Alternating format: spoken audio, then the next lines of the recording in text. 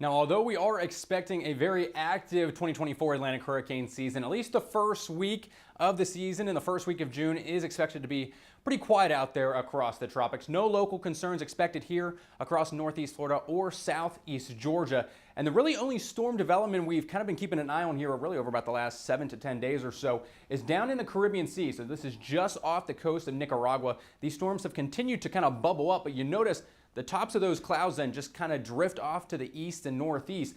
That's due to the subtropical jet stream adding a lot of wind shear, completely just kind of tearing those storms apart, breaking them up, and really not allowing them to gain any vertical development or push northward. So again, quiet here for at least the next 7 days, but this is typically the area we do watch for some of that tropical development early on in the season, that first month of June, and those storms then do generally drive right northward up into the Gulf of Mexico where there's much warmer waters. But for the time being, nothing to worry about with regards to that. Now, here across the first coast tonight, we do have some high-level clouds kind of streaming in. That's primarily from some showers and storms well off to our west, even west of Tallahassee even, but we're not really expecting any rain here tonight, so a quiet night for any folks who are perhaps country music fans heading over to Daly's Place for the Parker McCollum and Corey Kent Burn It Down tour. Concert starts in just over an hour. Temperatures are gradually going to start to cool off out of the low 80s, then down into the mid 70s by about 9 to 10 p.m. tonight. So good night for some country music out there in the River City. Tomorrow for your Sunday,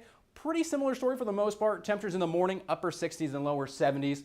We will be a few degrees warmer by the late afternoon. We're going to be 85, 86, 87 degrees for many of us. And it will be a little bit cloudier because we do have slightly higher rain chances, primarily across many of our inland areas tomorrow afternoon. Really about 25 to 30% coverage for some of those storms. So primarily out near the Suwannee, Lake City, Clay, Union, Bradford counties have the best chance to see some rain.